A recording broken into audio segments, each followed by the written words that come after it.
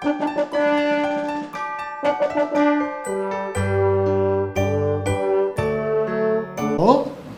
다음 두 번째 이야기까지 하고 잠깐 휴식을 하도록 합시다. 두 번째 이야기가 1장 17절에서 27절, 사울과 요나단의 죽음에 대한 다윗의 조가가 되겠습니다. 다윗의 조가인데, 박윤석 목사님이 이 조가에 대해서 이렇게 참 1978년에 박윤석 목사님이 쓴 주석에서 그 21쪽 그 위에 보시면 이런 말씀을 하시네요. 애가를 읊은 다윗은 죽은 사울의 모든 과오를 용서하고 그의 장점만 말하는 신앙 시인이다. 아, 참 박 목사님 멋지. 신앙 시인이래. 박 목사님 신앙의 시인. 죽은 자를 조상하는 마당에서 누구든지 그의 생전의 허물은 덮어두고 그의 장점만 드러내는 것이 예의다. 그러니까 박윤선 목사님 시대는 한국 교회에 예의도 있었나 봐.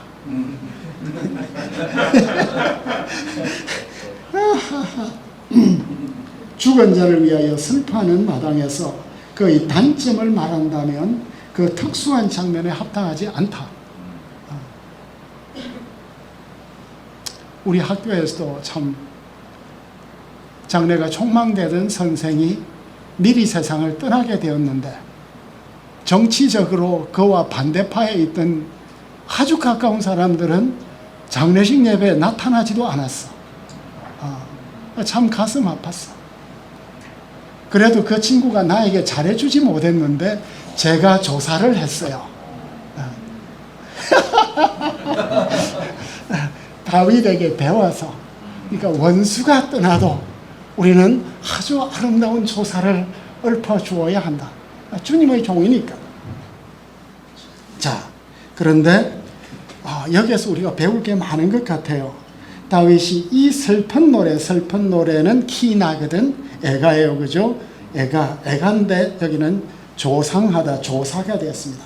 키나 조가를 읊조리는데, 이거 읽어보면 이게 조가인가 엘러지인가 율로지인가 조가인가 송가인가.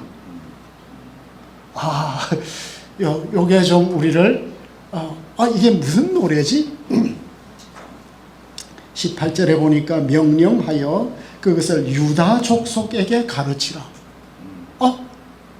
그냥 조가가 아니라 교훈시래요. 가르치래. 누구에게? 이스라엘에게 가르치는 게 아니라 유다 지파 전체가 이 노래를 불러야 돼요. 물론 유다 지파가 부르면 나중에 이스라엘 지파들도 다 같이 불렀겠죠. 활노래래. 왜 활일까? 이게 활노래에 대한 여러 가지 해석이 있는데, 요나단이 활을 잘 쏘잖아요. 그리고 또 블레셋 활에 맞아 죽었다고도 해, 사람들이. 그 성경 어느 구절에. 그러니까 활과 연관된 거예요. 야살의 책은 영웅담이 되겠습니다. 활노래라, 활노래. 그러니까 이 활노래에 대해서 여러 주석가들이 뭐라고 말하죠? 활노래를 하는 것은 이 노래를 암송하게 했고, 이 주제를 항상 기억하고 반복적으로 배워야 했는데, 그만큼 이 노래의 주제는 국가 통합을 위해서 중요했다. 저의 주석이 되겠습니다. 나라가 통합이 되려면 노래를 같이 불러야 되는 것 같다. 그러니까 여의도에서 부르는 노래나 강화문에서 부르는 노래나, 노래가 같으면 나라가 하나 안 되겠습니까? 그죠? 노래를 부르자, 노래를. 그런데 활노래, 활노래인데, 다윗이 지금 국장 중이잖아요, 그죠? 국장 중이니까 온 나라가 비탄에 잠겼어요. 우리의 사랑하는 사람이 갑자기 세상을 떠나게 되면 우리는 얼마나 오랫동안 우울해질까요? 그죠? 갑자기 우리 아내가 세상을 떠났다. 아빠가 세상을 떠났다. 내 사랑하는 동생이 세상을 떠났다. 그럼 막 그 우울감은 너무나 깊죠. 특별히 하나님을 사랑한 남편이 참 갑자기 코로나 때문에 떠나면 아무리 믿음이 좋은 아내도 2년간 정신을 못 차린대. 우리 남편에게 잘합시다. 우리 사모님들에게 잘합시다. 그럼 이제 그 2년 동안 그 깊은 우울감 가운데 분노가 막 생겨요. 하나님에 대한 분노가. 그러니까 이게 스펄전 설교예요. 이 기도의 활쏘기를 하자. 기도의. 그러니까 우리가 너무나 우울해서 아무것도 할 수 없을 때 활쏘기를 하자. 그러니까 뭔가 액티비티를 해야 된다. 그 활을 쏘면 뭐가 확 날아갈 거 아니에요. 그죠?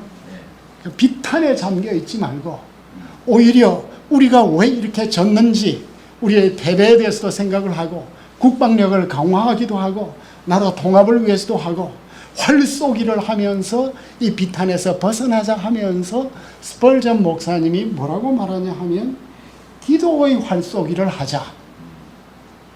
우리 홍 목사님께서 번개 기도를 하셨는데 스펄전은 활쏘기 기도를 그러면서 하시는 말씀이 우리가 기도의 화살을 쏠 때 이 기도가 어떤 궤적을 향해서 쭉 날아가는지를 보자. 이런 말씀을 다 하시네. 우리는 기도하면 그냥 끝인데 우리의 기도의 궤적이 어디까지 날아가고 어디로 날아가고 어떤 방향으로 가고 있는지 스펄전 목사님은 살피는 것 같아요.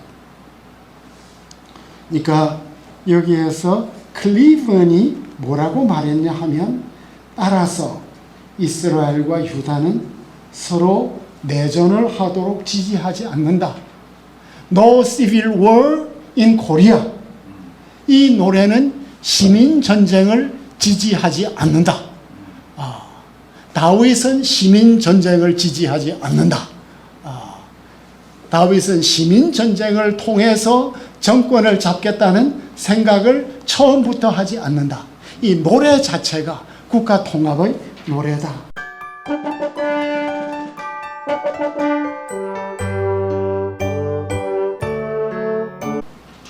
이 노래가 왜 멋지죠?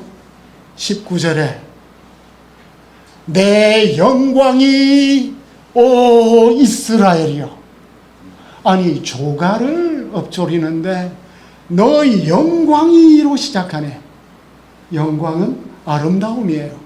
쯔비인데 이스라엘 사람들은 쯔비라는 이름을 많이 가지고 있어. 우리 집 주인 여주인 아줌마는 쯔비야 여성이에요. 암노루 노루도 되고 아름다움도 되고 영광도 되고. 그러니까 이게 시라는 것은 늘 따블 앙땅 들어잖아요. 두 가지 의미를 중의적 의미를 많이 가지고 있잖아. 내 영광이 길보아 산 위에서 죽임을 당했다. 그러니까 왕이 죽었으니까 길보아 산에서. 그것도 되지만 덜노루가 그 아름다운 덜노루가 펄쩍펄쩍 뛰던 덜노루가 산 위에서 죽임을 당했다. 그러니까 산노루가 피가 낭자해 쓰러져 있는 모습이 왕이 죽은 모습과 같은 거죠. 그리고 나서 20절에 가드에 알리지 말라. 아스클론 거리에도 전파하지 말라. 블레셋 사람들이 딸들이 즐거워할까 개가를 부를까. 옛날에 다윗과 사울이 그 블레셋 물리치고 돌아올 때 이스라엘의 딸들이 천천히요 만만히요 하고 노래를 불렀던 것처럼 길보아 산에서 이 왕이 죽고 왕자가 죽은 것을 가지고 블레셋 처녀들이 막 뛰어나와서 한우성을 지르면서 개가를 부를까. 그러니까 나의 적이 기뻐하지 않도록, 그죠? 이 일을 절대 알리지 말라. 이 슬픈 소식을 알리지 말라. 그런데 이것은 비현실적 소망이야. 그죠? 이미 블레셋에서 난리가 났겠죠. 비현실적 소망. 신은 비현실적 소망까지도 전하면서 우리의 적이 누구인지를, 그죠? 말하는 거죠. 그런데 블레셋 사람들은 할례 받지 못했대. 하나님을 모르는 백성이래. 무할례자, 정체성, 야만인이야.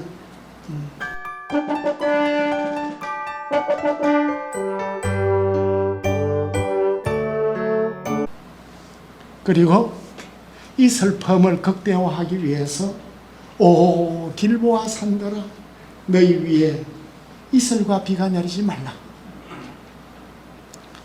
왕이 죽은 자리는 생명이 죽어야 된다. 생명이 살아야 된다. 우리가 지난번 12.7 때 우리 국가의 새로운 비전을 제시했죠.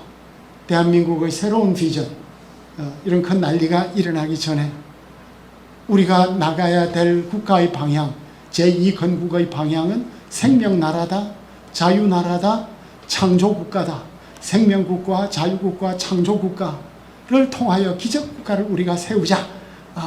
이런 말을 했는데 지금 자유를 잃었으니까, 그죠? 생명을 잃었으니까 생명을 잃고 나면 자유도 잃고 창조도 없는 거죠. 창조는 어디에서 이루어지죠?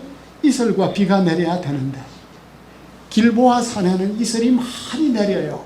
헬몬산의 이슬이 시온산에 내림 같도다. 그 헬몬산에서 이렇게 이슬이 내려오기 전에 길보아 산에서 이제 많이, 거기가 이스라엘 평원이잖아요. 길보아 산에 가면 막 이스라엘 평원도 보이고 하로 평원도 보이고 멀리 머깃도도 보이고 나사렛도 보이고 그 비옥한 땅에 그 왕의 죽음이 이렇게 큰 것이다. 슬퍼해야 된다. 그런데 역시 다윗이죠. 묘한 코드를 하나 심어둔 것 같아요. 거기서 용사들의 방패가 버림받았는데 사울의 방패가 기름 부음 받지 아니함 같이 되었다. 이게 뭐죠? 방패는 기름칠을 해야 되죠. 그래야 창이 오든 칼이 오든 기름에 미끄러져 갈 테니까. 그런데 사울은 기름 부음 받은 왕이잖아요. 기름 부음 받은 왕이 기름 부음 받지 못함 같이 되었다.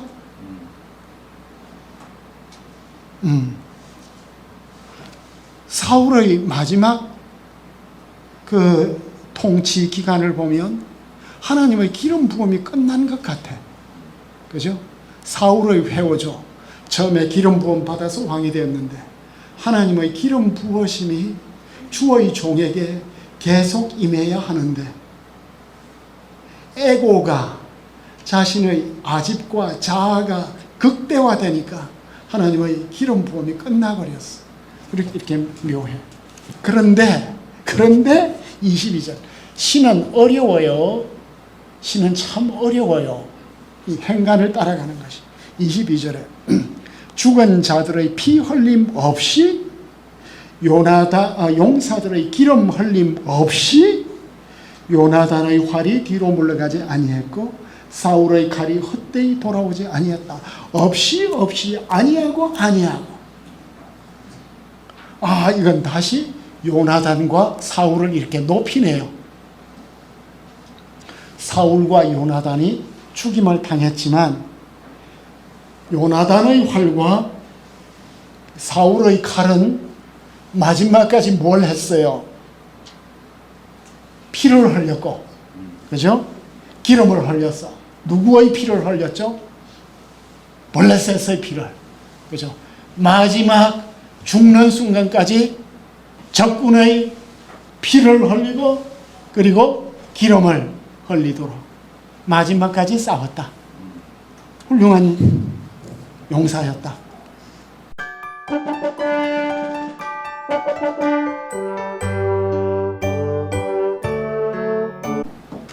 그리고 23절에 가니까 이제 비로소 찬가로 넘어가죠. 요나단과 사울은 생전에 사랑스럽고 아름다운 자다. 요나단의 기억을 아름답게 하네. 죽을 때도 서로 떠나지 아니했다. 그들은 독수리보다 더 빠르고 사자보다 더 강했다. 호. 사울과 요나단이 평소 친했어요? 안 친했어요? 안 친했어. 한 번은 사울이 아들도 죽이려고 했어. 그리고 다윗을 위해서 요나단은 모든 것들을 다 버렸어요. 그죠? 그런데 마지막 임종 순간에 같이 했다. 그러니까 평생을 같이 했다. 그러니까 아름다운 기억만 만들어 가는 거야. 후배들이 할 것, 그죠? 후계자들이 할 것. 전임자 문제 너무 많아. 사고도 많이 쳤어. 그런데 임종 순간에는 아름답게 아름답게. 사울이 뭐 그렇게 아름답고 사랑스러웠겠어. 그죠? 아름답게. 기억을 아름답게. 그러니까 이 기억은 누구의 것이에요? 기억은 내 거잖아. 그죠? 내 기억의 집. 내 기억의 집에 상처가 가득 있으면 내가 손해잖아. 내 기억의 집을 아름답게 하고 우리 공동체의 기억을 아름답게 하고 죽을 때까지 안 떠났어. 다윗, 요나단과 사울이 같이 저 세상 가서 또 같이 살려면 요나단이 원했을는지 원하지 않았을는지 모르겠어. 그러니까 여기에서 이들은 마치 쌍별과 같았다. 별이, 그죠? 쌍별과 같았다. 쌍별, 이중성이 어떤 쌍별이 있죠? 별도 쌍이 있대요. 시리우스가 각주 1번에 26페이지, 카스토르, 이런 카시오페아, 이런 쌍별이래. 참 우리도 쌍별처럼 평생 살아가면서 삽시다.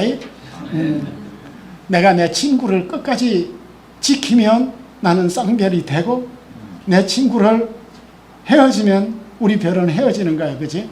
쌍별. 그런데 이제 이스라엘 딸들아, 왜 딸들이에요? 남자들은 눈물이 잘 안 나잖아.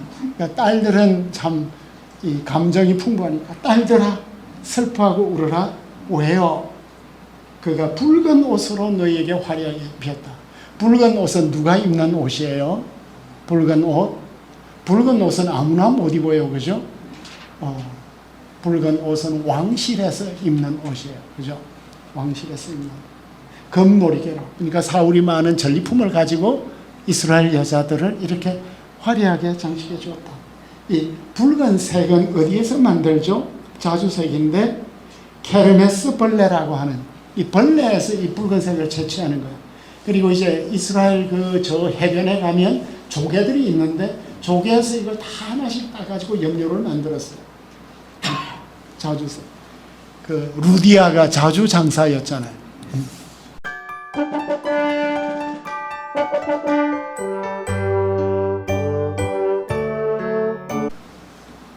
26절 내가 그대를 애통하면 오 내 형 요나단이여 그대는 내게 심히 아름다움이라. 스펄전 목사님이 여기에서 설교를 하나 만들어내셨더라고. 우리 친구의 기억을 풀어게 하자. 친구의 기억을 풀어게. 스펄전 목사님은 대단한 말. 친구에 대한 기억을 풀어게 하자. 이 말씀이 내게 쏙 들어왔고, 그런데 우정을 지키고 친구를 이렇게 사귀는 게 어렵대요.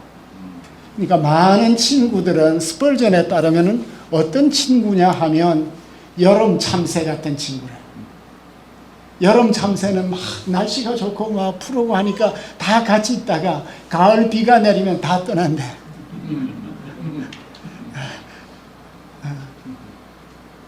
내가 떠나서 미안한 친구들도 많고 나를 떠난 친구들도 있는데 나를 떠난 제자 자식들도 많고 참새같이 말이야. 쨍쨍쨍 하다가 어느 날 쏙 떠나. 너무 재밌다. 그러니까 스펄전 목사님이 소중한 친구는 대체 불가다. 다윗과 요나단 같이 대체 불가다.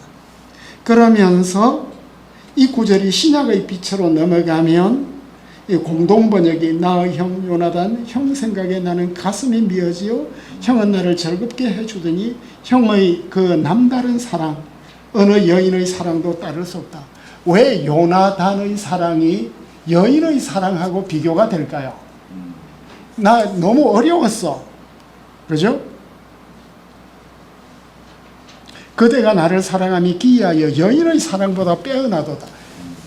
여성보님들이 오셨는데 여자들의 사랑은 어떤 사랑이에요? 여자들은 누구를 사랑해요?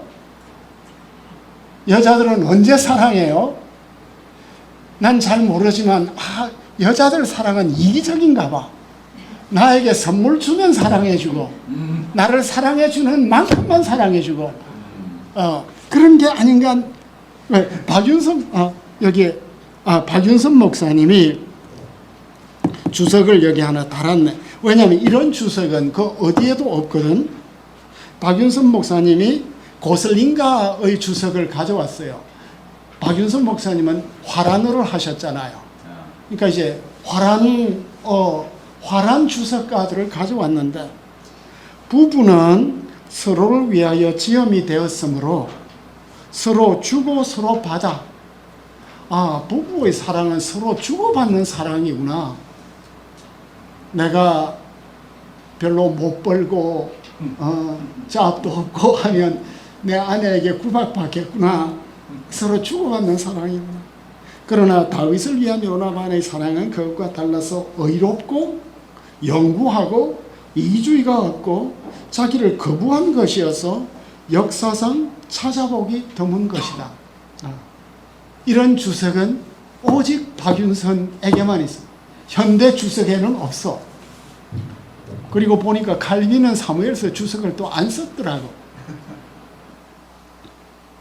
그래서 예수님 사랑을 우리가 기억하게 되죠. 요한복음 15장 13절에 사람이 친구를 위하여 자기 목숨을 버리면, 사실 요나단은 친구 위해서 목숨 버리잖아요. 그죠? 그 요나단의 사랑을 히브리어로는 뭐라고 말하죠? 빼어났도다. 기이하여. 그대의 사랑이 기이하여. 이게 니플라오트야. 기적이야. 요나단 같은 사랑은 없는 거라. 니플라오트가 시편 139편에서는 뭐라고 번역이 되냐면 신묘막척하다. 주님이 나를 생각하시는가 신묘막척하다. 니플라오트. 너희는 내가 명하는 대로 행하면 곧 나의 친구라. 그러니까 예수님, 스펄전은 이 본문을 보고 예수님은 친구 위해서 죽으신 분이다. 가시 면류관 쓰시고 손에는 못자국 가지시고 조롱과 멸시를 받으시고, 예수님의 우리에 대한 사랑은 원더풀이다. 원더풀이라는 건 뭐예요? 원더가 풀이다. 이런 사랑이다. 사실 우리 사모님들이 우리 목사님들을 돌보고 사랑하는 것은 원더풀이야. 우리가 상상을 할 수 없어.